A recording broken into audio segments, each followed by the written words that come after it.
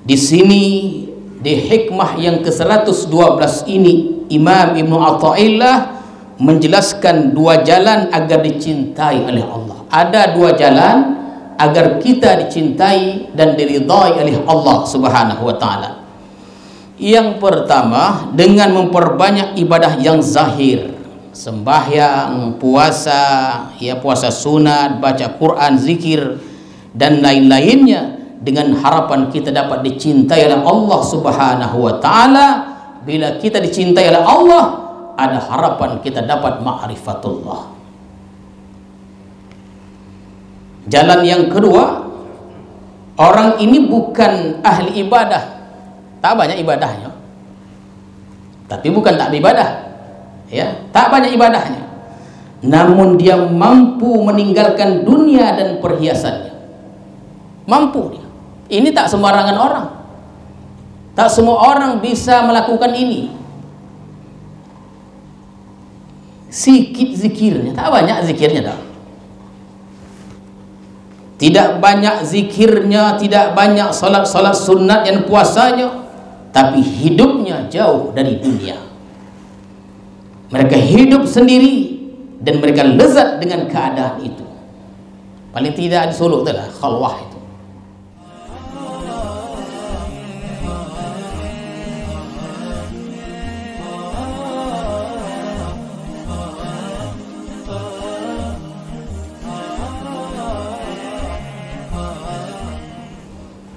Bismillahirrahmanirrahim. Assalamualaikum warahmatullahi wabarakatuh.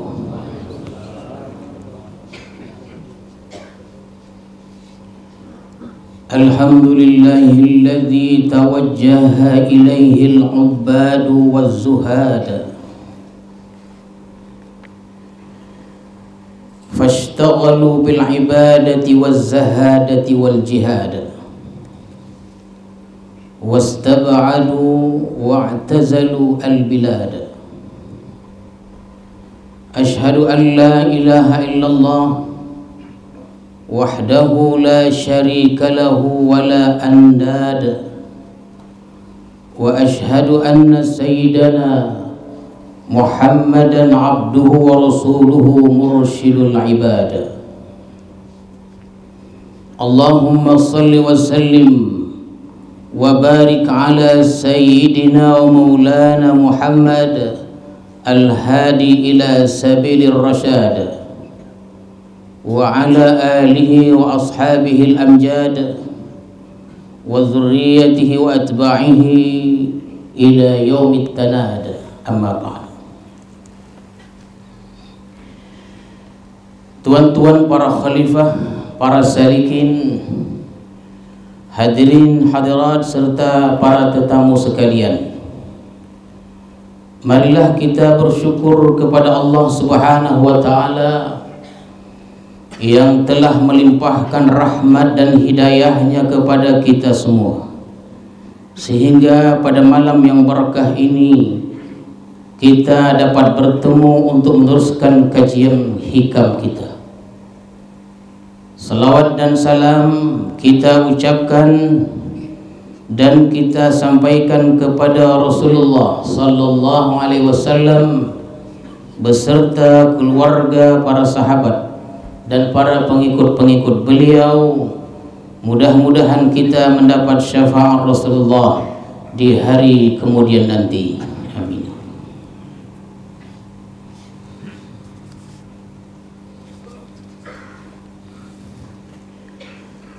Al-hikmatus tsaniyah asyrah ba'dal mi'ah min al-hikamil ataiyah.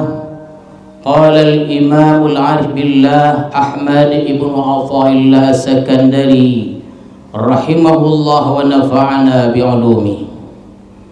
Maka pada hikmah yang ke-112 dari Al-Hikam Al-Ataiyah telah berkata pengarang Imam Ahmad ibn Athaillah As-Sakandari rahimahullah wa nafa'ana bi'ulumi.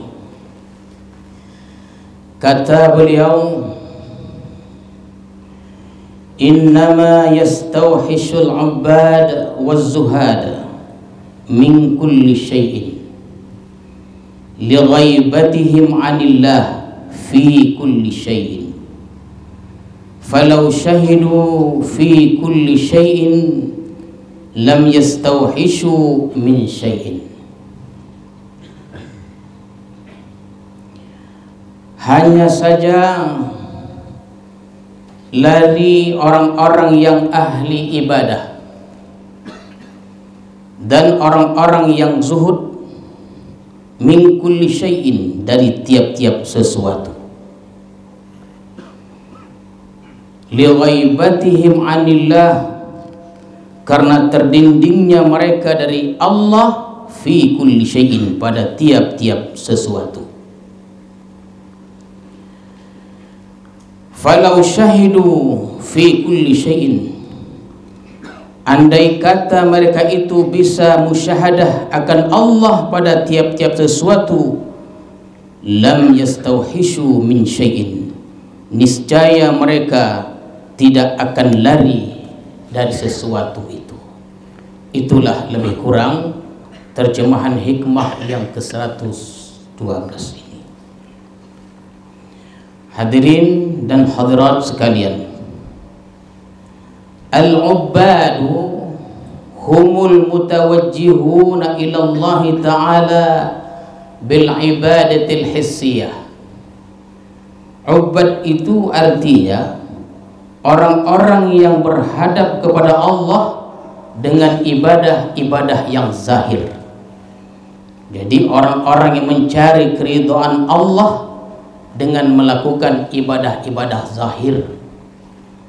Jadi tuan-tuan sekalian, kalau kita melakukan salat dengan tujuan agar dicintai oleh Allah Subhanahu wa Ta'ala, ini namanya abid.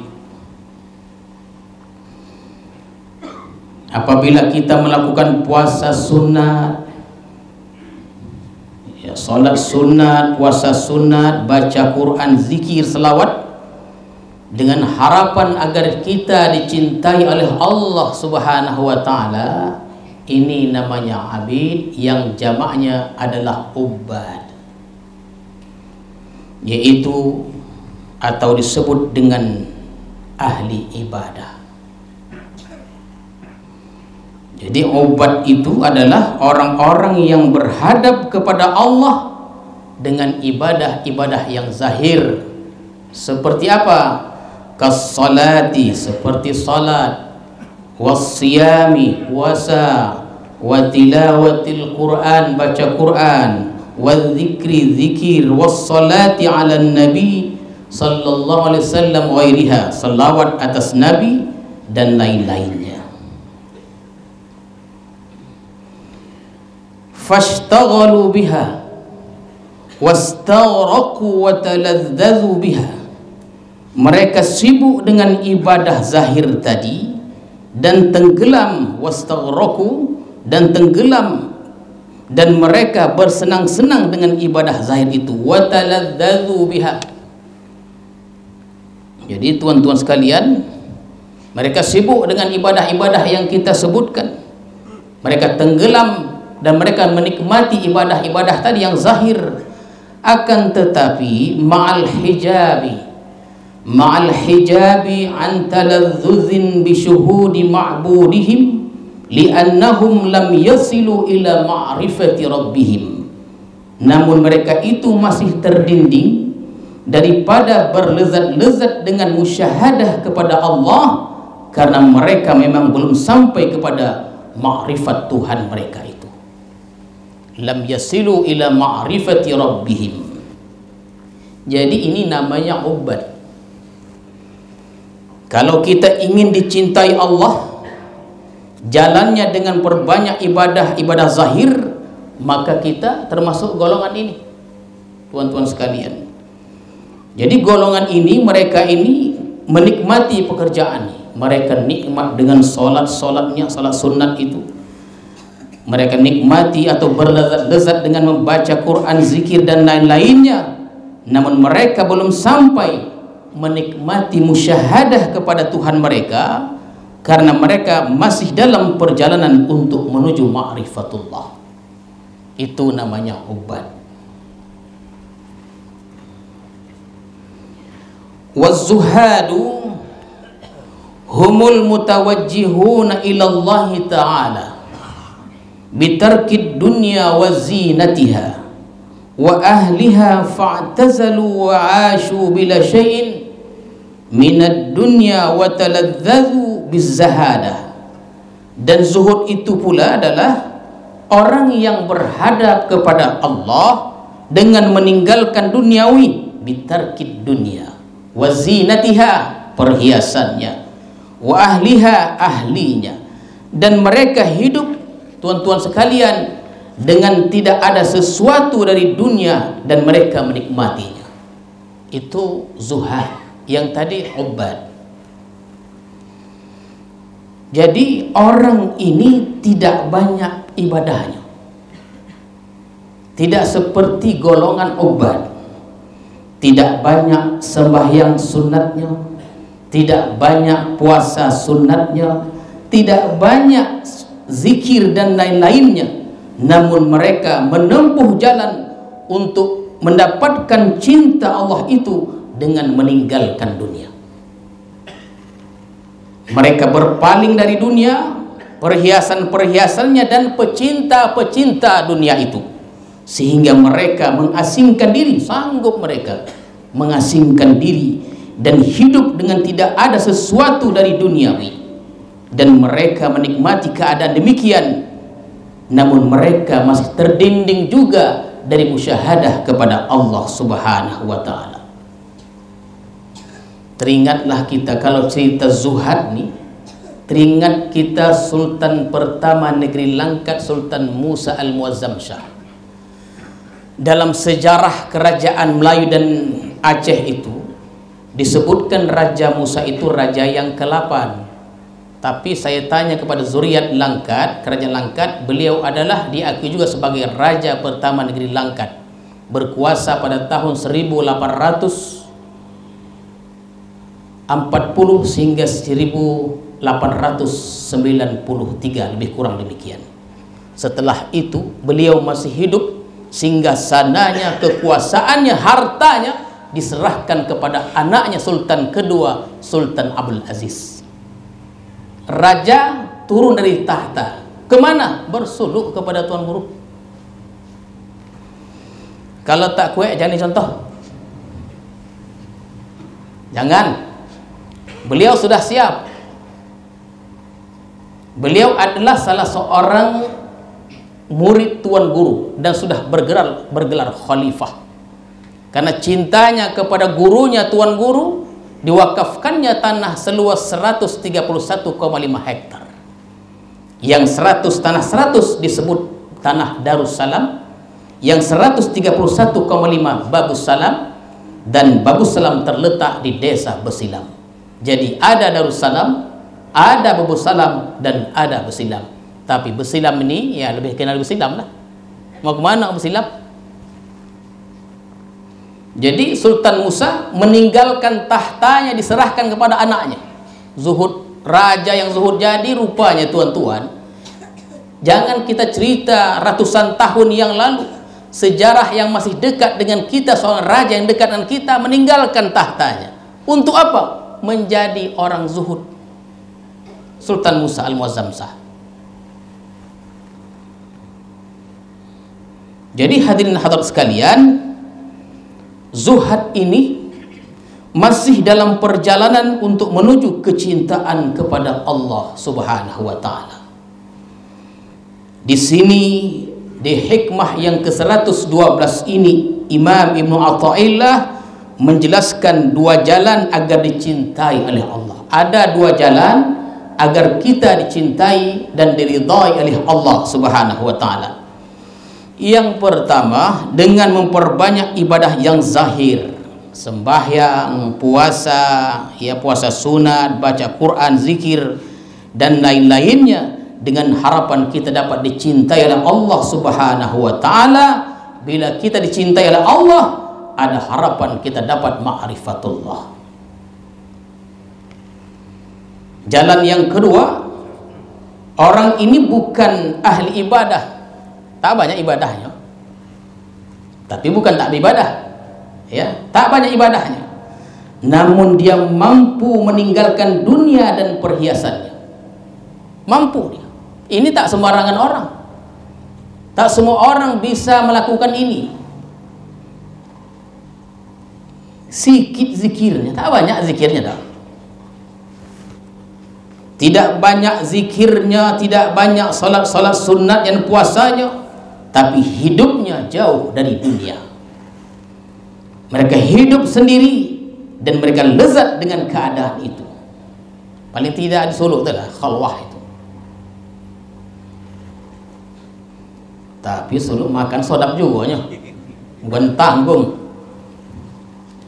Ini juga jalan bisa mendatangkan kecintaan Allah.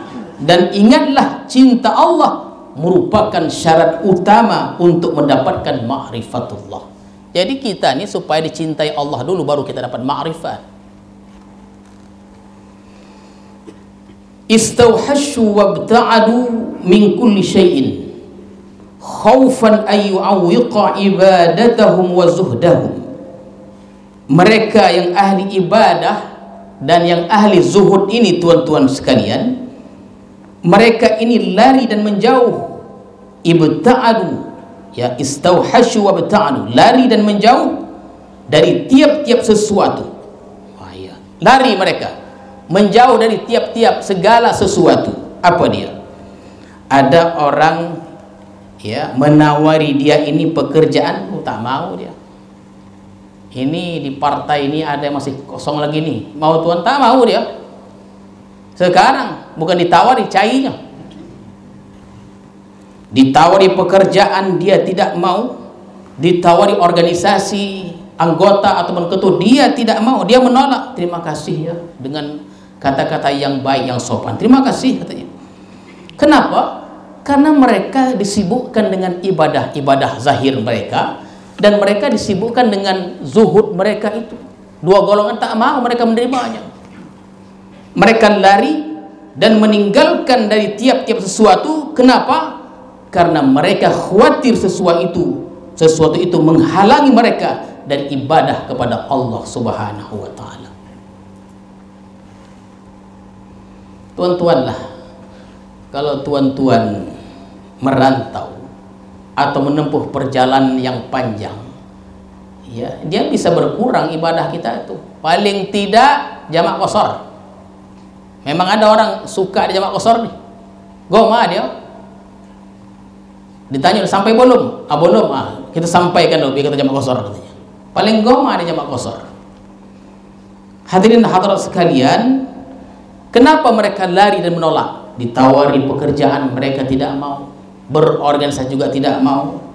Karena kalau sudah banyak bergaul, kalau sudah banyak berorganisasi dan lain-lain dan semuanya diikuti, khawatirlah kita wirid-wirid akan terganggu, puasa sunat akan terganggu, khawatir zikir kurang, lalu menghindar mereka dari itu. Ya, selama ini 5.000 satu hari, tapi karena sudah berorganisasi tinggal zikir tuh. Selama ini selama ini dia puasa Isnin dan Khamis, mendapat jabatan itu diterimanya, tak pernah lagi puasa Isnin Kamis. Asih ada jamuan aja, nak puasa sogan, bantainya tak puasa.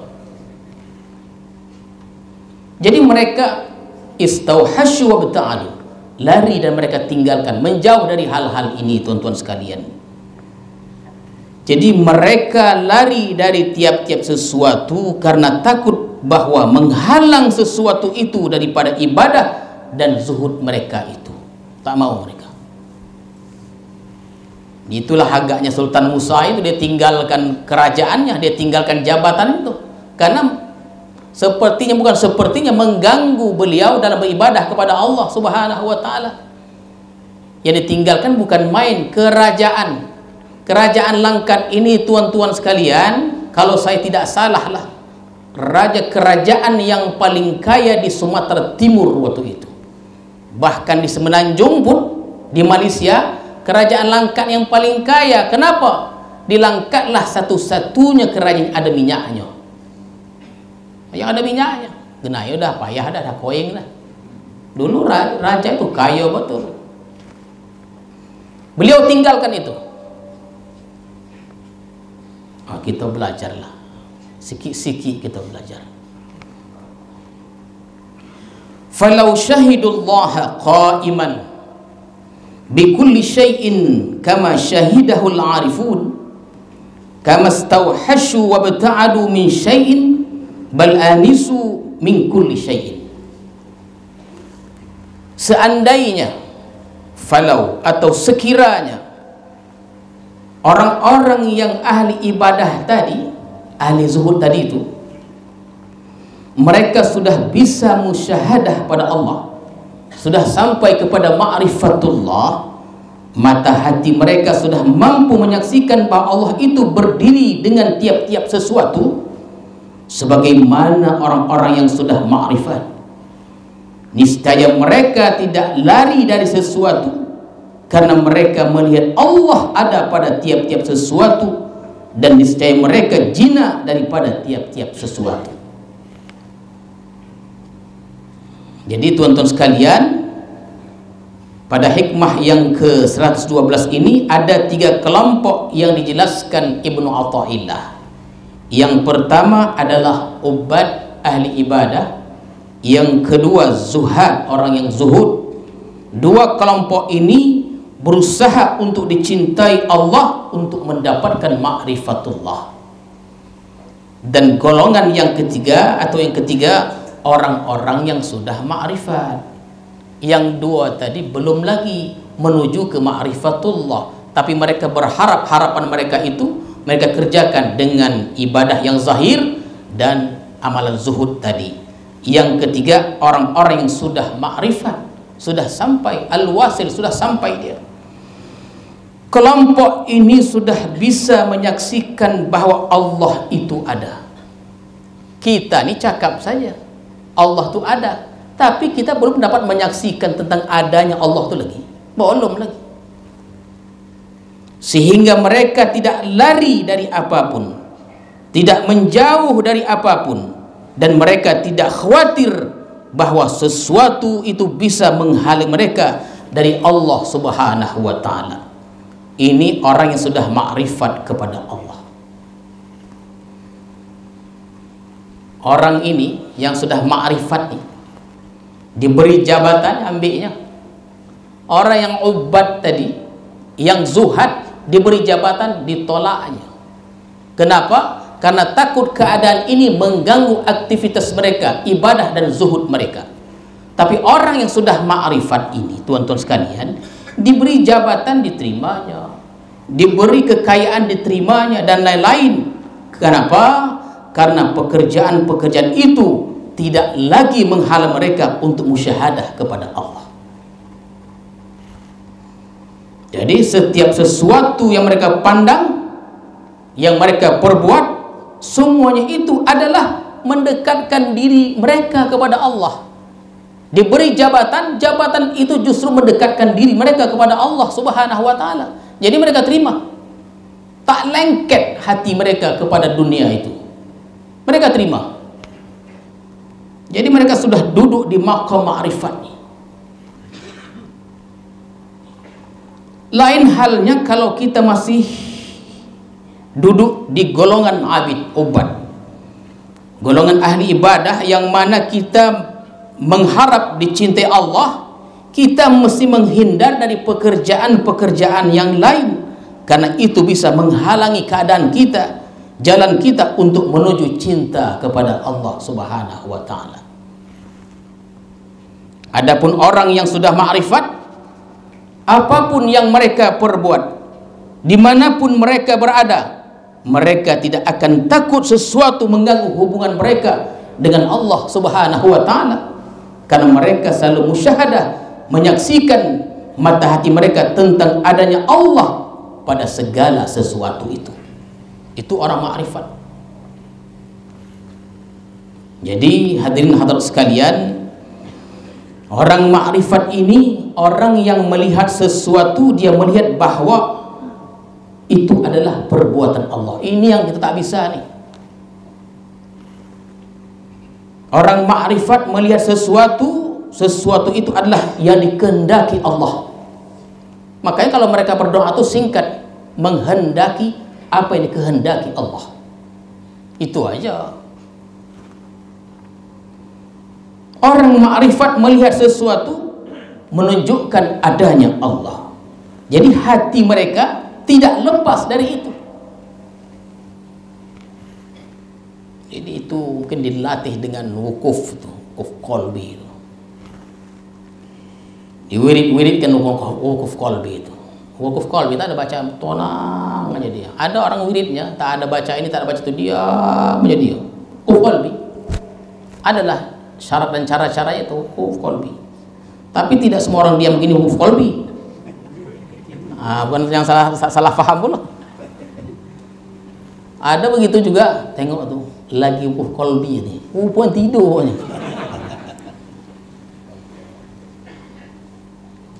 Tuan-tuan kalau sudah belajar sampai ke wukuf qalbi, nanti bila umrah, bila haji, ada wukuf Arafah, itu dijadi dia tuh. Ya, jadi dia.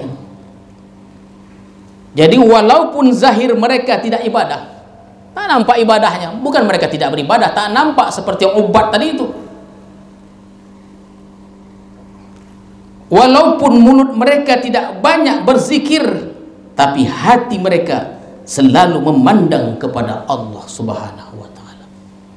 Dan ini banyak pembahasannya sampai kepada level apa namanya, ungkapan lagi itu tuan-tuan sekalian. Ada al-hulul, ada wahdatul wujud, ada dia apa lagi ittihad, ada al-hub. Lahirlah konsep-konsep yang luar biasanya. Yang kata orang konsep itu salah, kata orang lah, kata orang syariat. فَإِذَا رَأَيْتَ الْعَارِفَ بِاللَّهِ فَإِذَا رَأَيْتَ الْعَارِفَ بِاللَّهِ اسْتَوْحَشَ وَابْتَعَدَ مِنْ كُلِّ شَيْءٍ فَذَلِكَ إِرْشَادٌ لِلْأُمَّةِ لَا لِخَوْفِهِمْ أَنْ يُعَوِّقَهُمْ عَنْ رَبِّهِمْ. Apabila engkau melihat orang makrifat kepada Allah lari dari sesuatu, ditawari kekayaan, ditolaknya. Jadi makrifat nih, ada orang makrifat diberi kekayaan, diambilnya. Ditawari jabatan itu, diambilnya. Ada juga orang yang sudah pada level makrifat ini, ditawari kekayaan, ditolaknya. Tak mau dia. Diberi jabatan, ditolaknya, dia tidak mau, terima kasih. Itu mereka lakukan sebagai irsyadun lil ummah. Apa dia? Untuk memberi pelajaran kepada umat, memberi pelajaran kepada orang-orang yang belum sampai kepada kedudukan ma'rifat. Bukan mereka takut, tidak. Itu ya, mereka tidak takut, tidak khawatir menghalangi mereka dari Allah Subhanahu wa taala. Ditolak bukan karena takut. Rasulullah pernah ditawari 2 gunung emas, beliau tolak, tak mau. Rasulullah menolak 2 gunung tersebut, bukanlah beliau takut atau khawatir mengganggu hubungan beliau dengan Allah Subhanahu wa taala. Tidak begitu. Jangan salah faham. Beliau menolak hal yang demikian karena untuk memberi pelajaran irsyadun lil ummah bahwa kedudukan orang yang fakir, orang yang sabar, orang yang ridha, orang yang qanaah itu sangat mulia di sisi Allah. Nah, diberi pelajaran dia. Ternyata orang-orang yang sabar itu tuan-tuan sekalian, yang ridha, yang qanaah itu sangat mulia di sisi Allah Subhanahu wa taala. Itu berapa banyak kisah yang dikisahkan zaman dahulu, para wali-wali Allah Subhanahu wa taala ditawari untuk menjadi qadi, mereka menolak. Ditolak, mereka tidak mau. Mereka menolak sampai mereka itu disiksa. Luar biasa. Imam Ahmad bin Hanbal, Imam Hanafi menolak qadi itu. Tak mau menerima jabatan itu. Dan ulama-ulama lainnya diberi jabatan, tidak mau, dipaksa untuk diterima, tidak mau juga, disiksa, tidak mau juga. Tak ada orang sekarang ini seperti itu. Sekarang ini mencari dan buat proposal lagi supaya diterima di jabatan itu. Apakah itu ubat? Allahu alam, Tuhan jawab sendirilah itu. Bukan mereka tidak bisa memegang jabatan qadhi itu. Bukan begitu. Itu di Langkat itu ada dua orang bernama Syekh Muhammad Nur. Dua-duanya dari Padang, dua-duanya sama belajar di Mekah. Sama-sama berkhidmat di kerajaan Langkat. Satu qadhi, satu mufti. Namanya Syekh Muhammad Nur. Salah seorangnya menantu Tuan Guru.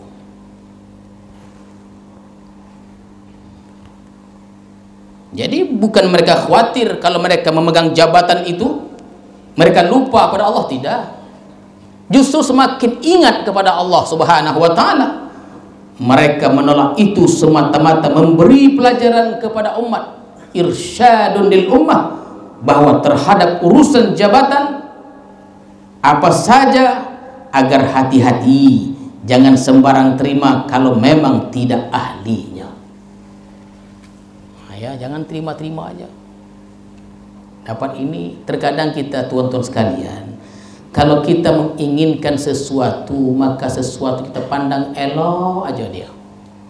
Kalau sudah kita dapatkan sesuatu itu, poning kepala. Dari mana Tuhan tahu? Banyak mau khobah saya. Bukan khobah di atas, khobah di sekolah. Setelah dapat jabatan itu, datang lagi 3-4 bulan, doakan lagi Tuhan supaya saya turun jabatan. Datang sebelumnya naik jabatan, uponya asal takdir Allah naik jabatannya. Setelah itu minta lagi doa supaya turun jabatan itu. Kenapa? Poning malu saya. Baru tahu dia. Jadi ma'rifat ini, tuan-tuan, merupakan impian orang yang punya akal, aklun salim. Ingat. Jadi ma'rifat ini impian orang-orang yang berakal sehat. Ini kata Rocky Gerung pula gitu. Akal sehat. Orang yang hendak makrifat, kata Imam Ghazali. Ya, jangan salah faham. Ini kata Imam Ghazali. Orang yang hendak makrifat itu, kata beliau, kata Imam Ghazali, adalah orang yang punya selera yang tinggi. Punya selera seperti malaikat. Jadi kalau kita punya berkeinginan makrifat, selera kita tuh selera yang tinggi seperti selera malaikat, begitulah agak-agaknya. Kalau ada orang yang hendak makan yang enak-enak, itu dia, minum yang enak-enak, nyaman, ya, itu kata beliau selera rendah. Bahkan dikatakan mohon maaf, selera hayawan, kata beliau. Orang yang menghendaki lawan jenis dan lain-lain itu selera rendah, kata beliau.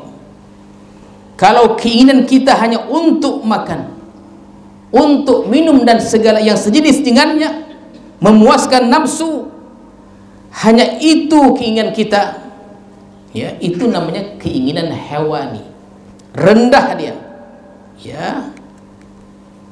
Itu kata beliau disebutkan sama dengan ayam atau kambing. Ya, ini cita untuk kita semuanya, ya, bukan untuk tuan-tuan, semua kita yang hadir di sekolah. Tapi kalau dalam hati kita ada minat, ada keinginan, ada hasrat untuk makrifat kepada Allah, kata beliau, ini baru namanya laki-laki. Ya, ini baru namanya manusia. Ini baru namanya orang aklun salim yang berakal sehat. Setelah hidup 30 tahun lamanya, 40 tahun, bahkan 50 tahun lamanya, ada tidak keinginan kita untuk makrifat kepada Allah? Selama hidup kita ini, ada tidak keinginan kita untuk makrifat kepada Allah? Kalau akal kita masih kekanak-kanakan, kita tidak ingin itu, kata Imam Ghazali mengatakan bahwa orang itu adalah impoten. Gagang botol dia. Tak sodap itu dong ayah betulnya. Kalau selama hidup kita tidak ada keinginan kita untuk makrifat kepada Allah, kata beliau, orang ini important. Orang yang tidak ingin makrifat itu orang important. Orang yang lemah syahwat, kata beliau, orang yang lemah syahwat ini tak mau kawin. Ditawari perempuan macam mana pun cantik lagaknya, bekinya mukanya itu, tidak mau dia. Kenapa? Lemah syahwatnya. Tapi kalau dikasih sate padang, mengoja, menokam, dikasih makan yang ini, yang enak, yang lezat, mau. Nah, ini kata beliau orang yang punya selera hewani. Ini kata Imam Ghazali, bukan kata saya. Perlu saya tekankan juga. Jangan nanti pulang ke rumah bilang sampai ini kata tuan guru, jangan ya. Nanti habis Om Tino nanti marah sama saya. Jadi janganlah kita termasuk, dan kita mesti belajar ada keinginan untuk makrifat kepada Allah Subhanahu wa taala. Jadi hadirin sekalian, tentu kita tinggal di kampung, tinggal di bandar, di kota, janganlah kita iri dan silau pandangan kita melihat orang-orang turun naik di pesawat, masuk keluar hotel. Itu Allah sebutkan, la yughrannak taqallubul ladzina kafaru fil bilad. Janganlah menyilaukan pandanganmu, janganlah engkau terperdaya taqallubul ladzina kafaru, bolak-baliknya orang-orang kafir di negeri-negeri. Hari ini di Perancis, besok di Italia, besok di Maroko dan lainnya. Kita lihat orang yang keluar masuk hotel. Jangan silau kita. Ya, jangan kita terperdaya. Yang kita inginkan adalah bisa makrifat kepada Allah. Bukan bolak-balik keluar negeri dan masuk keluar hotel, bukan itu makrifat kepada Allah. Itulah yang dikatakan sebagian ulama, inna fid dunya jannah man dakhalaha lam yashfaq ila jannatil akhirah wa hiya ma'rifatullah. Sesungguhnya di dunia ini ada jannah, ada surga. Barang siapa yang sudah masuk surga itu, kata mereka, lam yashfaq ila jannatil akhirah, tak ondak lagi surga yang ada di akhirat. Apa dia? Ma'rifatullah.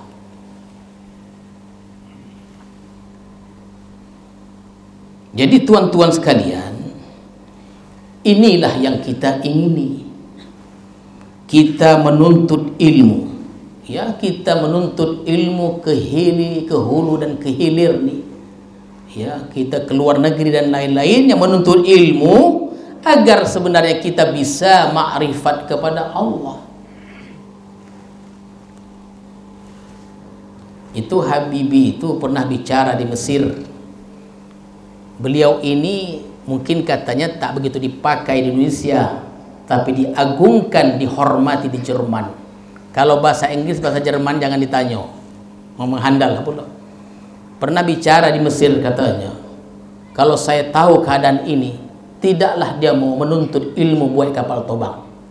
Dia menuntut ilmu agama. Ya, begitu dia. Kalau saya tahu keadaan ini, keadaan sudah semakin tua nih, tidaklah mau aku menuntut ilmu tuh. Aku ingin menuntut ilmu agama. Diceritakannya kepada pelajar-pelajar Mesir pada waktu itu.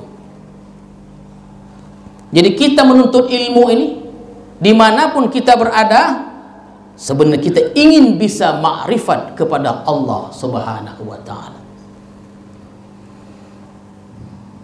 Jadi makrifat ini, tuan-tuan sekalian, mesti kita fahami. Makrifat ini bukan hanya ilmunya. Ya, bukan hanya ilmunya, maksudnya kitab tentang makrifat ini banyak betul. Dalam bahasa Inggris ada, dalam bahasa Arab ada, dalam bahasa Indonesia lebih banyak lagi tentang makrifat. Definisi makrifat, ya, contoh-contoh makrifat, orang yang makrifat itu banyak. Yang kita inginkan bukan itu dia, bukan ilmunya itu. Bisalah kita mengisahkan, menjelaskan, menjabarkan tentang makrifat, bukan itu. Yang kita tuju, yang kita inginkan itu adalah kita diberi Allah. Bagaimana rasanya orang yang makrifat dengan Allah itu? Dulu kan pernah kita ceritakan, dalam berdalil saja berbeda. Orang awam berdalil adanya Allah, adanya alam, bukti adanya Allah. Begitu mereka mandang. Kalau makrifat tidak, Allah itulah dalil adanya alam ini. Contoh orang yang makrifat dengan Allah ni, dia melihat sesuatu bahwa itu perbuatan Allah, itu adalah kehendak Allah, itu tanda bagi adanya Allah Subhanahu wa ta'ala. Jadi kalau itu ada dalam hati kita, berarti kita selalu dekat dengan Allah. Dan dekat dengan Allah merupakan puncak kenikmatan bagi orang yang berakal sehat, aklun salim. Ya, bukan akal yang tak sehat. Ya, karena akal yang tidak sehat maunya yang sodap-sodap aja lah yang tadi itu. Ya, tak usah saya ulang lagi. Dan Allah tidak akan berikan ma'rifat kepada semua orang, karena ma'rifat itu adalah laksana mutiara yang sangat mahal harganya, dan Allah hanya berikan kepada orang tertentu saja. Hadirin hadirat sekalian, jadi apa yang dapat kita sebutkan, ya, ada dua jalan lah. Ya, pertama, untuk kita dapat cinta kepada Allah Subhanahu wa ta'ala, salah satu jalannya adalah memperbanyak ibadah sunnah. Ya, memperbanyak ibadah sunnah. Yang kedua, hadirin sekalian, adalah az-zuhdu fid dunya. Apa dia zuhud pada dunia? Memang tidak banyak zikirnya, tidak banyak selawatnya, ya, tidak banyak tahajudnya, tapi dia zuhud, ya, orangnya zuhud. Ya, dia jalan zuhud itu mungkin diantara yang bisa disebutkan suluh, itu zuhud.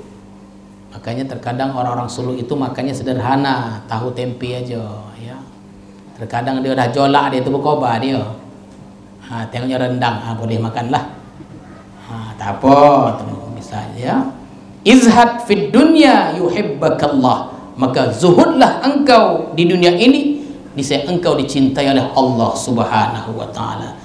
Ini sajalah tuan-tuan serta hadirin hadirat sekalian yang dapat saya sampaikan. Ya, mudah-mudahan kita termasuk ke dalam salah satu golongan tadi.